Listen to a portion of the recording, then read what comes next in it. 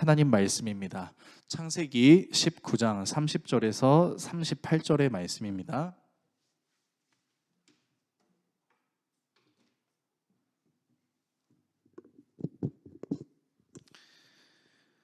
창세기 19장 30절에서 38절의 말씀, 구약성경 23 내지는 24페이지 정도에 있습니다.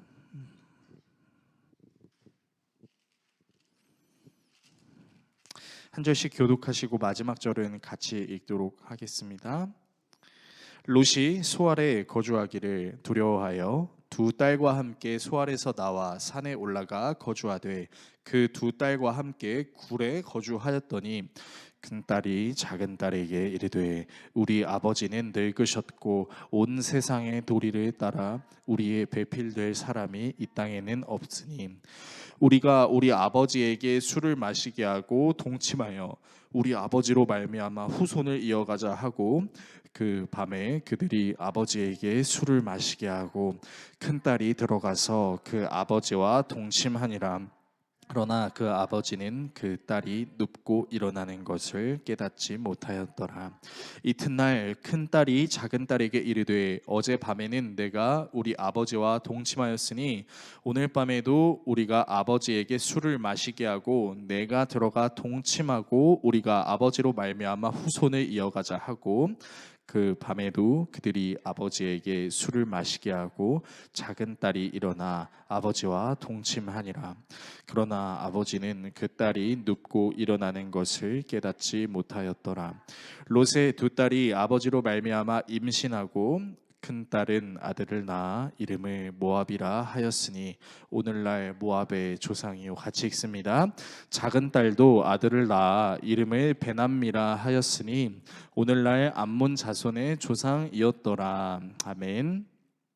오늘 여러분과 함께 창세기 강의 22번째 시간, 무엇을 두려워해야 하는가 라는 주제로 하나님의 말씀 나누도록 하겠습니다.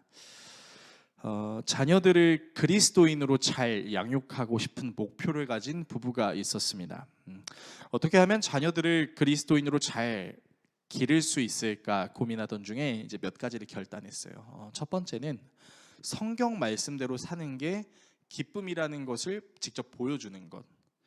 그러니까 이제 성경 말씀을 읽고 찬양하고 하는 것을 굉장히 즐거워하는 것을 이제 자녀들한테 보여주고, 두 번째는 성경 말씀대로 사는 모습을 자녀들에게 열심히 보여주는 것입니다.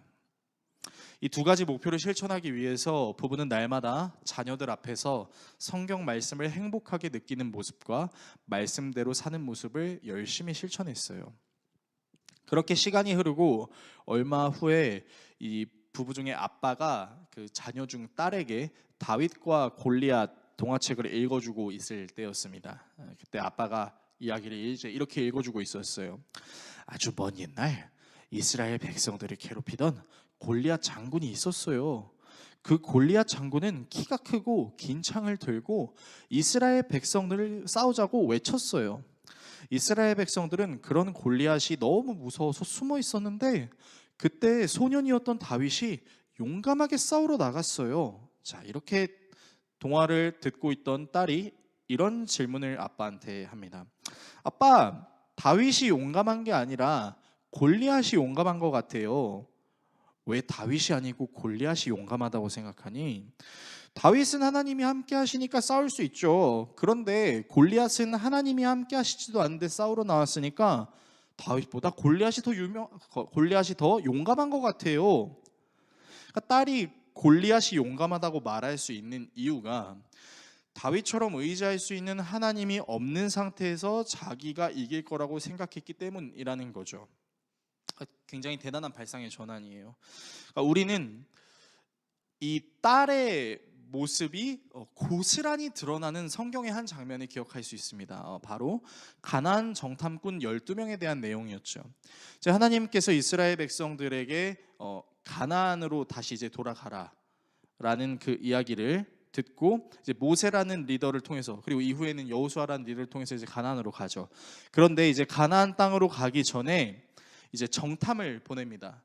12명의 정탐꾼을 보냈는데 그 정탐꾼들이 거기서 뭘 봤냐면 거인족들을 봐요. 이제 네피림이라고 불리는 거인족들을 보면서 10명은 그 거인족들을 보니까 우리가 메뚜기 같고 그들도 우리를 메뚜기처럼 여길 겁니다 라고 얘기했습니다. 그런데 2명 여호수아와 갈렙은 하나님을 신뢰하는 마음으로 이렇게 말했습니다. 민수기 13장 33절 그리고 14장 9절의 말씀을 같이 한번 봤으면 좋겠는데요. 네, 제가 읽어드리겠습니다. 거기에서 우리는 또 네피림 자손을 보았다. 아낙 자손은 네피림의 한 분파다. 우리는 스스로가 보기에도 메뚜기 같았지만 그들의 눈에도 그렇게 보였을 것이다. 다만 여러분은 주님을 거역하지만 마십시오. 여러분은 그 땅 백성을 두려워하지 마십시오. 그들은 우리의 밥입니다. 그들의 방어력은 사라졌습니다. 주님께서 우리와 함께 계시니 그들을 두려워하지 마십시오. 그러니까 10명은 스스로를 메뚜기처럼 여겼지만 갈렙과 여호수아는 오히려 거인족들을 향해서 그들은 우리의 밥이다 라고 얘기를 했다라는 거죠. 그러니까 이 갈렙과 여호수아의 모습과 같이 이 딸의 모습을 통해서 우리가 발견할 수 있는 건 자녀의 신앙 교육을 위해서 가장 중요한 것이 있다면 어떤 방법을 선택하느냐가 문제가 아니라 부모 자신이 어떤 모습으로 하나님을 경외하고 있는지를 자녀들에게 보여주는 것, 그것이 굉장히 중요하다라는 것입니다. 오늘 본문은 바로 부모의 신앙의 중요성 그리고 그 부모의 자녀가 받는 영향을 다루고 있는데요. 2가지 내용을 함께 살펴보려고 합니다. 첫 번째는 롯이 두려워한 것이 무엇인지, 두 번째는 롯의 2딸이 선택한 방법이 무엇인지입니다. 이 2가지 내용을 다루고 기도하는 시간을 갖도록 하겠습니다. 자, 첫 번째는 롯이 두려워한 것입니다. 우리는 지난주에 하나님께서 이제 2 천사를 소돔에 보내셔서 롯이 만나고 그 롯을 통해 알게 하시고 결국 그 2 천사를 통해 소돔에 유황과 불을 비같이 내리신 장면을 다뤘었어요. 그러니까 롯이 지체하기도 했고 롯의 아내는 심지어 뒤를 돌아봤습니다. 그래서 소금 기둥으로 생을 마감하는 장면을 통해서 우리가 스스로 노력하는 것에 대한 영광을 자기 자신에게 돌려야 될 것이 아니라 모든 것을 주신 하나님께 돌려야 된다라는 사실을 우리는 지난주에 나눴었어요. 원래 이 2 천사는 롯에게 도망칠 수 있는 장소를 이야기했습니다. 뭐라고 얘기했냐면 산으로 도망하라 라고 이야기했죠. 하지만 롯은 산으로 도망할 수 없었습니다. 자신이 소돔에서의 형편만큼은 아니더라도 어느 정도 재기하기 위해서는 나름 괜찮아 보였던 소알성, 그곳에 가는 것이 더 나은 선택처럼 느껴졌기 때문이죠. 창세기 19장 17절에서 20절을 보도록 하겠습니다. 그 2 사람이 롯의 가족을 성 바깥으로 이끌어내자마자 그 가운데 한 사람이 롯의 가족에게 말하였다. 어서 피하여 목숨을 건지시오. 뒤를 돌아보거나 들에 머무르거나 하지 말고 저 산으로 도피하시오. 자, 산으로 도피하라고 얘기하죠. 그렇게 하지 않으면 죽고 말 것이오. 이때 롯이 그들에게 말하였다. 다른 길을 말씀해 주시기 바랍니다. 다음 말씀 같이 읽겠습니다.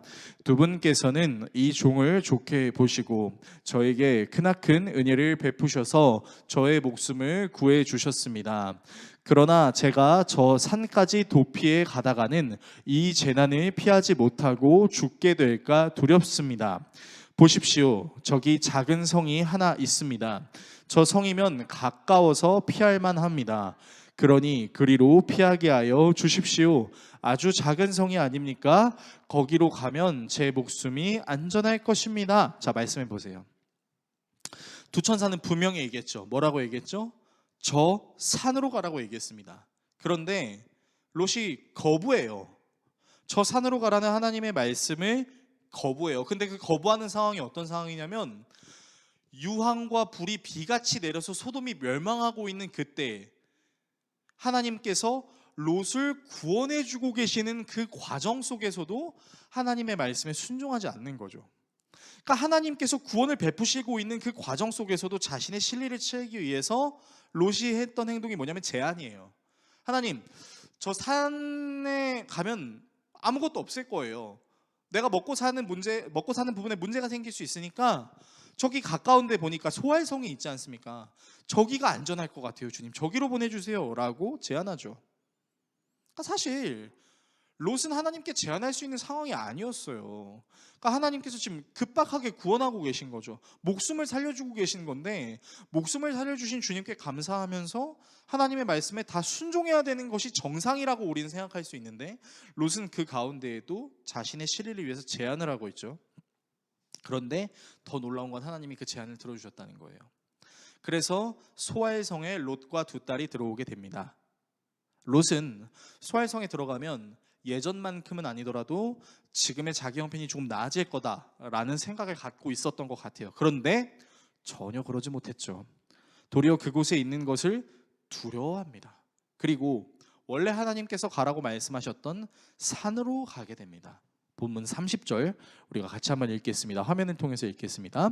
롯은 소알에 사는 것이 두려워서 두 딸을 데리고 소알을 떠나 산으로 들어가서 숨어서 살았다. 롯은 두 딸들과 함께 같은 굴에 살았다.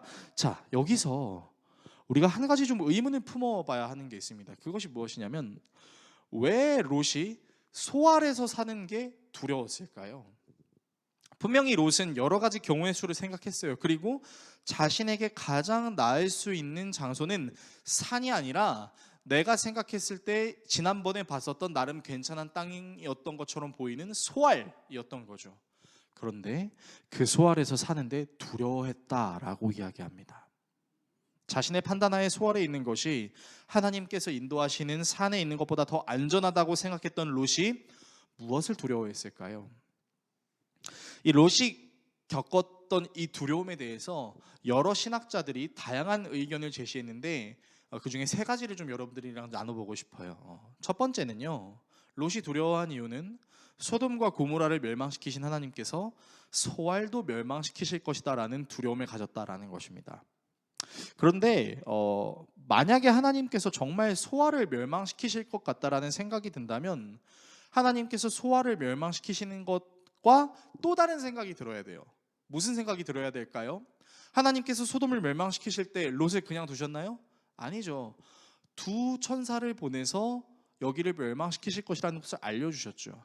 그러면 만약에 하나님께서 소알도 멸망시키실 생각을 갖고 계신다면 소돔 때처럼 나에게 찾아오시진 않을까? 나에게 또 가르쳐 주시진 않을까라는 생각도 할 수 있어야 돼요.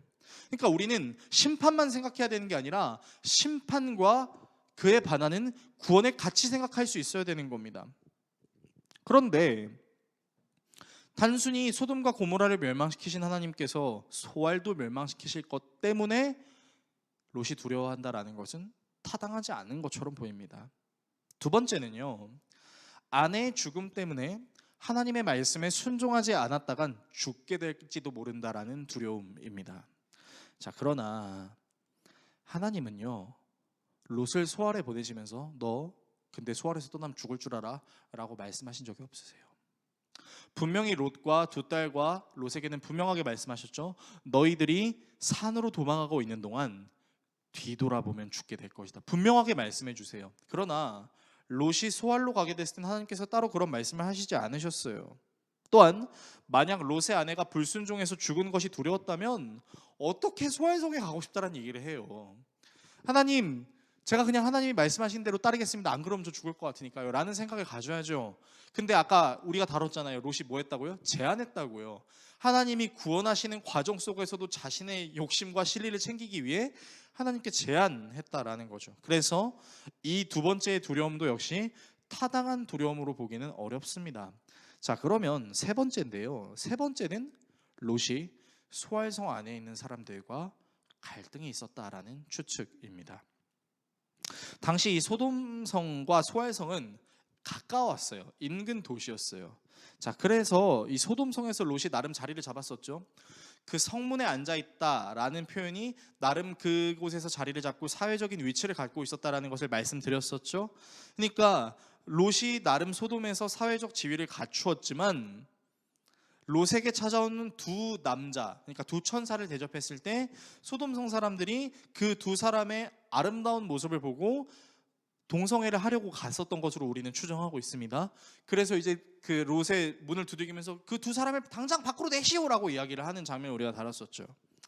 그때 롯이 꾀를 내어서 제 두 딸을 내어 보내겠습니다 2달로 만족해달라라고 이야기하지만 그때 소돔 사람들이 했던 말이 뭐였냐면 어디 이방 사람이 우리를 가르치려고 하냐라는 거였어요. 그러니까 당시 소돔 사람들의 마음속에 롯은 이방인이었고 그 롯이 사회적인 위치를 갖고 누군가를 지도하는 것에 대해서 불쾌한 감정을 느낄 수 있는 사람들이 꽤 있었다라는 것을 우리는 알 수 있는 거죠.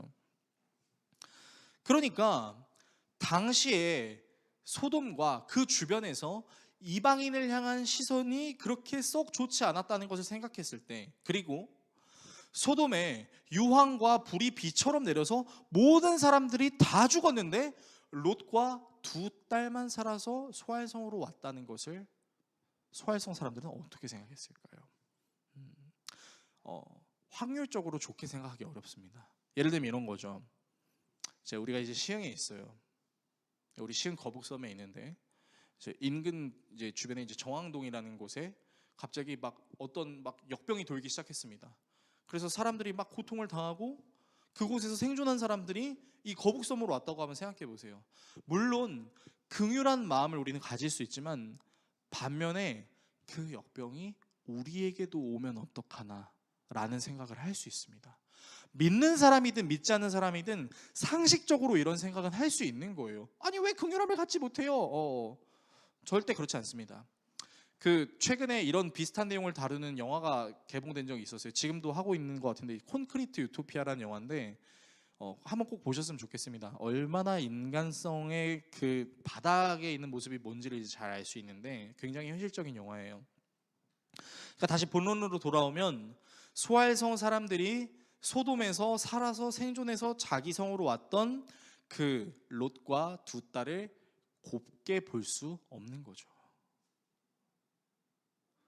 소돔에 있는 모든 사람들은 다 죽었는데 이 사람만 살았다고? 의심할 가능성이 높습니다. 그래서 롯과 2딸이 쉽게 마음을 열지 못하고 함께하지 않는 공동체의 모습을 보고는 소알성이 안전할 줄로 알았는데 막상 와보니까 안전하지 않구나, 두려운 거예요. 그러니까 이 롯이 했던 선택이 뭐예요? 이 소알성 사람들의 시선을 피하는 겁니다. 시선을 피해서 어디로 갑니까? 산으로 가요. 그리고 산에서도 사람들한테 노출되지 않으려고 어디로 들어가요? 굴로 들어가요. 그곳에 2딸과 함께 지냅니다.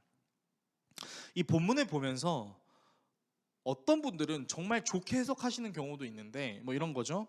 결국에는 하나님께서 산으로 가라고 하셨는데 처음에는 그 말을 안 들었지만 나중에는 산으로 가게 됐으니까 결국 하나님의 말씀에 순종한 거 아니야? 라고 생각하는 사람들도 있을지 모르겠습니다. 그런데 그렇게 해석하는 것은 상당한 무리가 있습니다. 왜냐하면 롯이 하나님께서 말씀하신 산으로 다시 산으로 가게 된 이유가 하나님의 말씀에 따른 거예요? 아니면 사람들에 대한 두려움 때문이에요? 두려움 때문입니다. 하나님이 산으로 가라고 하셨지, 그래 산으로 가야겠다, 이게 아니라 두려움 때문에 하나님이 말씀하신 것을 선택하게 되었다라는 것이죠. 자신을 두렵게 만드는 사람들로부터 도피하기 위해서 산으로 간 거예요. 본문 30절 다시 화면을 통해서 한번 읽어봤으면 좋겠습니다. 같이 읽습니다. 롯은 소알에 사는 것이 두려워서 2딸을 데리고 소알을 떠나 산으로 들어가서 숨어서 살았다. 롯은 2딸들과 함께 같은 굴에서 살았다. 말씀 보세요. 두려웠대요. 근데 하나님이 가라고 하신 산으로 갔어요. 근데 어떻게 하고 있어요? 숨어 있었다고요. 그러니까 숨어 있었다는 말은 다시 말해 사람들에게 노출되지 않겠다라는 거죠. 그러니까 롯이 지금 하나님께서 가라고 하신 산으로 돌아간 이유는 하나님의 말씀에 순종하기 위함이 아니라 자신이 가지고 있는 두려움 때문에 가게 됐다라는 겁니다. 신기하게도 롯은 유황과 불로 한 도시를 완전히 무너뜨리실 수 있는 하나님에 대한 두려움을 갖고 있기보다는요, 사람에 대한 두려움을 갖고 있어요. 그러니까 롯이 하나님에 대한 두려움보다 사람에 대한 두려움을 더 가질 수 있게 된 이유가 무엇일까요? 여러분, 우리는 계속해서 지금 창세기를 묵상하고 있는데 이 창세기의 묵상 내용을 계속해서 여러분이 살펴보시면 롯의 선택의 기준에 하나님이 없었다라는 것을 우리는 알 수 있습니다. 여러분, 롯은요 하나님께 묻지 않았어요. 그러니까 아브라함의 그 목자와 자신의 목자가 다퉜을 때 이제 아브라함이 제안하죠. 먼저 네가 갈 땅을 정해라. 그때 롯은 하나님께 묻지 않았어요. 자신의 눈에 보였던 물이 많다, 목초지가 많다, 저기가 주님의 땅인 것 같아 라는 자신의 판단을 의지해서 가죠. 그런데 그 비옥한 땅 소돔을 차지하려고 여러 나라들이 연합해서 싸움을 했었죠. 그리고 그 싸움 때문에 롯이 포로로 잡히게 됐었어요. 그러나 이제 그 자신의 삼촌이었던 아브라함 때문에 구원을 받죠. 그러면 이 소돔 땅에 살고 싶지 않을 법도 한데 롯은 이 소돔 땅에 10년 넘게 삽니다. 그리고 소돔이 유황과 불로 멸망하고 있는 모습을 자신이 봤음에도 불구하고 하나님을 두려워하지 않아요. 뭘 두려워하냐면 여전히 자신이 먹고 살고 잘 살아야 되는 그 상황과 환경을 두려워해요.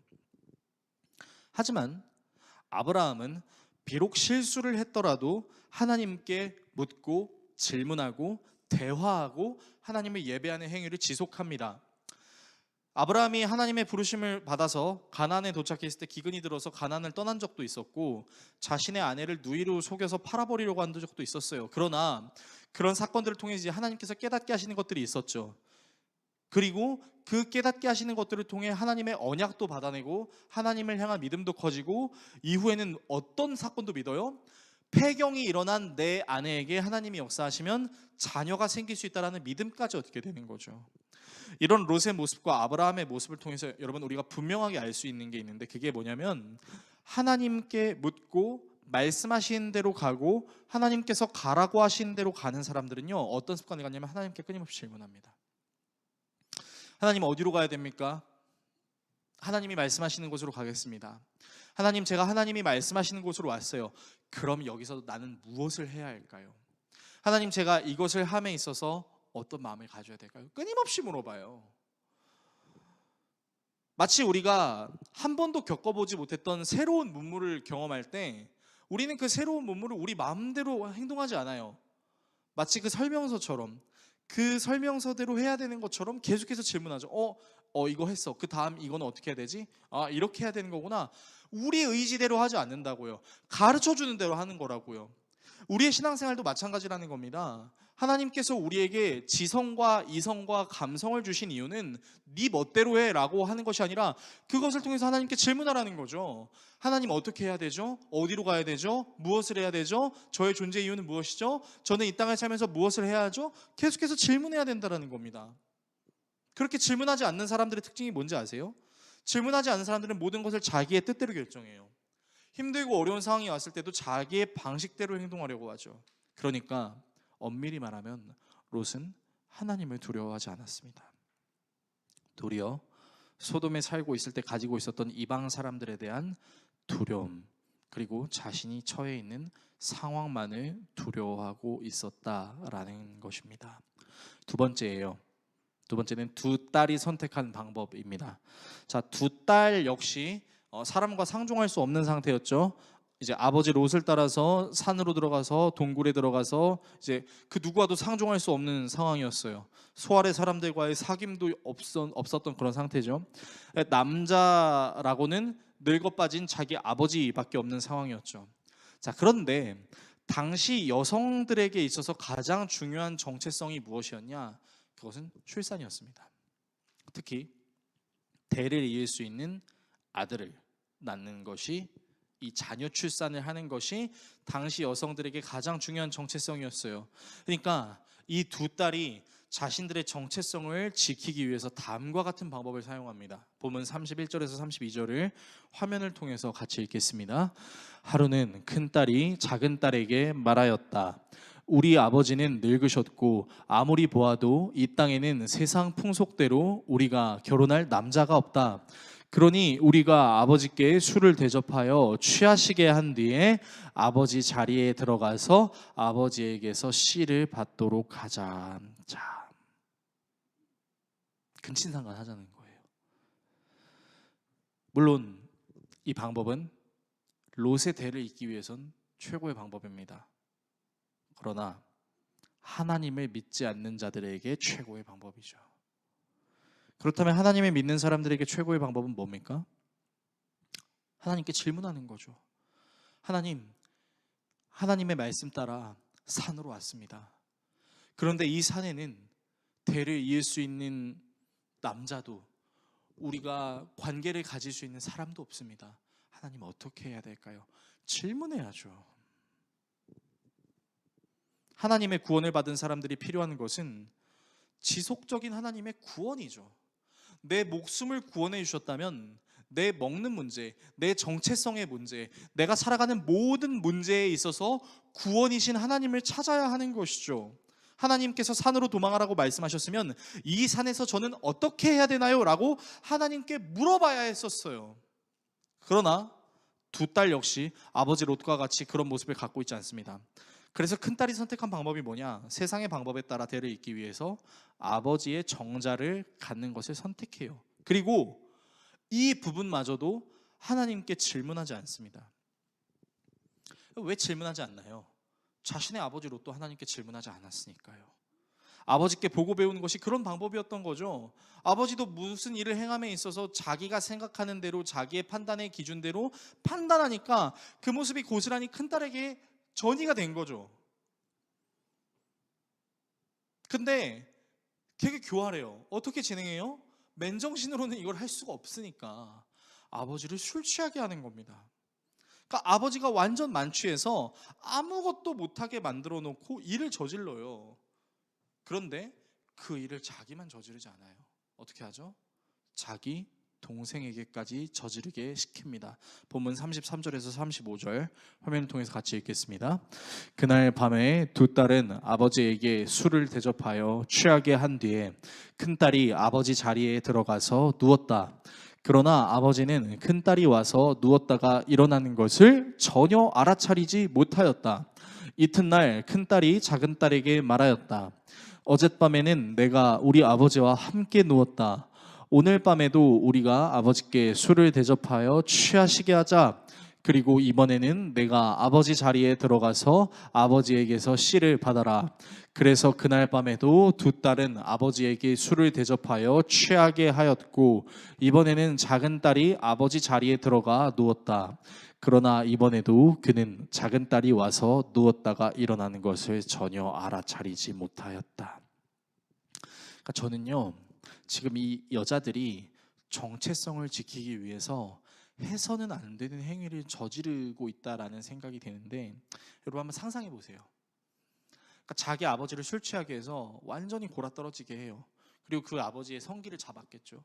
그 아버지의 성기를 잡고 자신의 몸에 갖다 댔겠죠. 굉장히 추악한 장면입니다. 참으로 함부로 상상하는 것조차도 굉장히 불쾌한 장면이에요. 그러니까 굉장히 극단적인 방법이라는 거죠. 이런 극단적인 방법으로 씨를 받고 죄악된 모습을 자기 혼자만 하지 않아요. 자기 동생에게도 하는 거예요. 그러니까 수단과 방법을 가리지 않고 죄를 전이시키고 있는 거죠. 마치 하와가 자신이 선악과를 먹고 자신의 남편이었던 아담에게 선악과를 먹게 하는 것과 동일한 방법입니다. 이 두 딸이 이런 죄악을 저지를 수 있었던 이유가 뭐예요? 하나님께 묻지 않고 자기 마음대로 결정했던 아버지의 영향, 그리고 하나님께서 멸하셨던 소돔과 고모라에 10년을 넘게 살면서 그곳의 문화를 배우고 그 사람들이 함부로 행동했던 그 문화의 영향을 받았기 때문인 것입니다. 이제 아내랑 아들을 키우면서 어떤 걸 깨닫냐면, 아들 앞에서는 말과 행동을 조심해야겠다라는 생각을 너무 많이 해요. 최근에 이제 제 아들 가온이가 너무 제 마음을 상하게 해서 제가 이제 이런 얘기를 했습니다. 저도 모르게 이놈의 새끼가 이렇게 얘기를 한 거예요. 근데 너무 깜짝 놀랐어요. 이 녀석이 그 말을 배워서 자기 외할머니한테 이 새끼가 이러는 거예요. 깜짝 놀랐어요. 근데 가온이는 그 말이 나쁜 말인지 좋은 말인지 모르는 거죠. 그냥 아빠가 새끼가 이런 말을 하니까 똑같이 따라하는 거예요. 새끼뿐이겠습니까? 제가 또 우리 아들한테 또 훈육한답시고 이놈 자식이 이렇게 얘기하면 똑같이 가서 할머니 할아버지한테 이놈 자식이 이렇게 얘기를 하는 거예요. 깜짝 놀랐어요. 다섯 살밖에 되지 않은 이 어린아이도 아빠와 엄마가 무슨 말과 행동을 하는지를 다 눈여겨보고 그걸 따라하고 그게 좋은 건지 아닌지 구분도 못하는구나. 제가 그 다음부터 이놈 새끼 이놈 자식 안 씁니다. 그리고 제 감정이 막 올라오고 있을 때 그때도 가온이한테는 말을 조심해야 된다라는 그런 생각을 수도 없이 이제 되뇌어요. 롯의 두 딸이 행동했던 것을 보십시오. 자기 아버지가 한 그대로 합니다.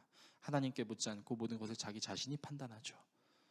그리고 소돔은 악이 횡행했던 곳인데 롯은 그 소돔을 떠나지 않았고 그 소돔의 영향력을 고스란히 두 딸이 받았다라는 것을 통해서 우리는 오늘 본문을 통해 롯과 두 딸이 얼마나 하나님으로부터 멀어져 있는지, 그들이 사실은 하나님을 두려워하지 않고 있었다라는 것을 살펴볼 수 있습니다.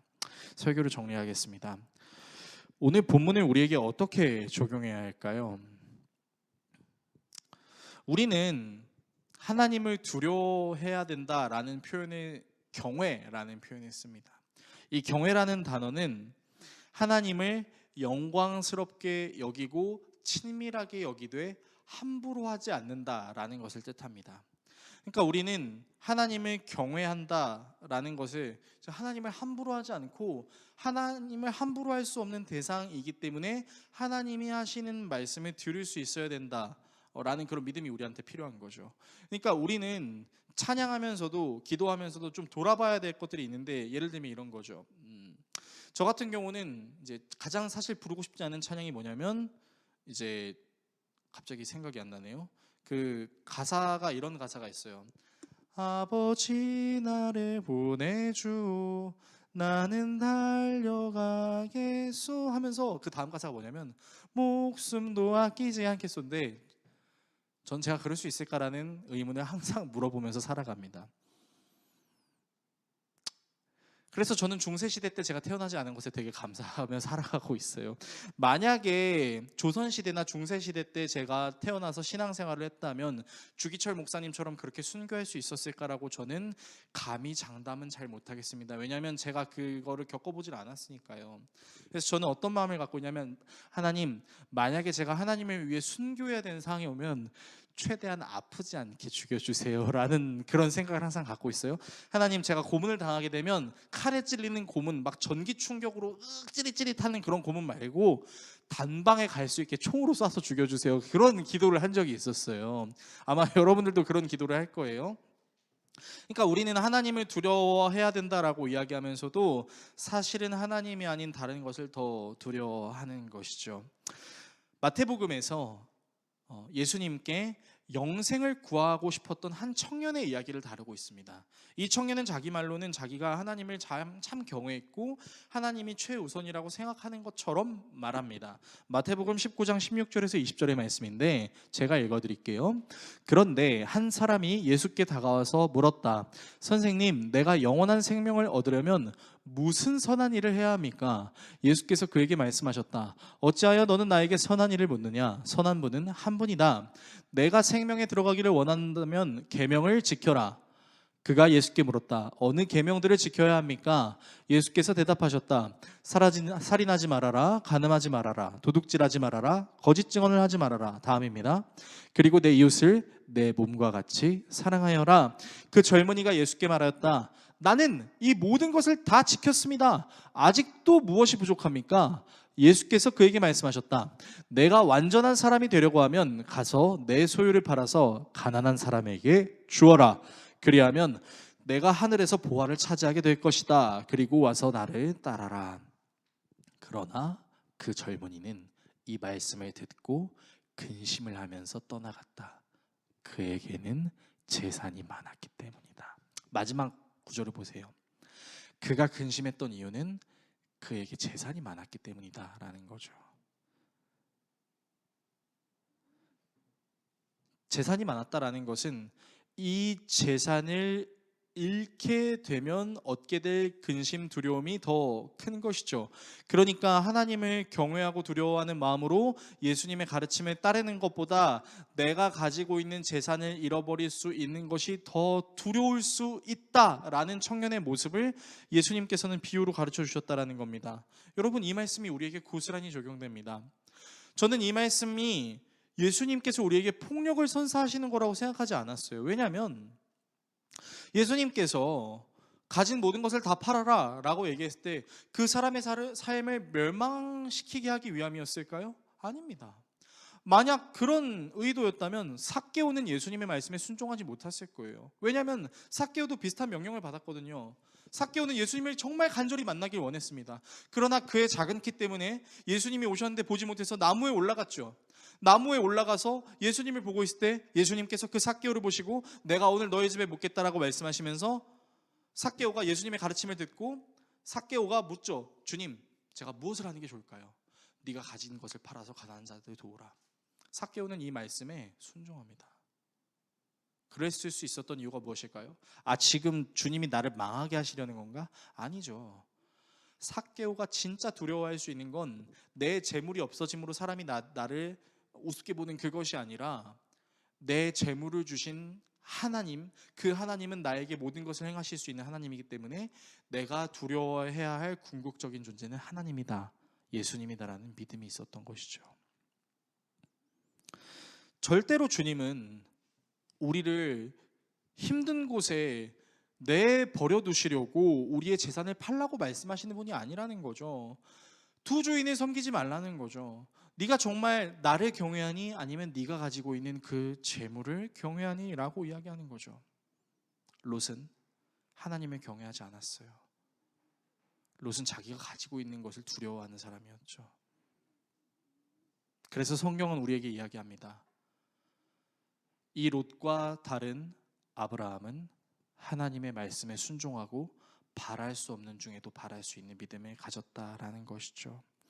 여러분, 우리는 부자도 아니면서 부자 청년처럼 신앙생활을 할 때가 있습니다. 내가 가진 그것이 나를 증명해 준다라고 생각하는 경우가 있죠. 그래서 내가 가진 것을 잃게 되는 것에 대한 두려움과 내가 가진 것을 잃어버림으로 주변 사람들이 나를 보는 그 시선에 대한 두려움이 하나님을 향한 두려움보다 더 큰 경우가 있습니다. 그러나 오늘 하나님이 우리에게 말씀하십니다. 우리가 두려워해야 할 존재는 물질도 사람도 아니고 바로 모든 것을 주관할 수 있는 나 자신이다라는 사실을 말입니다. 혹시 여러분들의 마음속에 무엇을 두려워하고 계십니까? 저는 그 두려움이 하나님보다 더 큰 두려움이 되지 않기를 간절히 바랍니다. 우리가 진짜 두려워해야 될 대상, 모든 만물을 창조하시고 구원하시며 다스리시는 하나님 아버지, 그리고 그 하나님 아버지를 깨닫게 하시기 위해 우리에게 오신 예수 그리스도, 그리고 그 예수 그리스도를 계속해서 기억할 수 있도록 우리를 도우시는 이 성령 하나님, 이 삼위의 하나님을 온전히 두려워하심으로 우리에게 두려운 것이 많은 이 땅 속에서 그 모든 것을 두려워할 필요가 없다라고 강력하게 선포할 수 있는 믿음 가지는 저와 여러분 모두가 되시기를 예수 그리스도의 이름으로 축원합니다.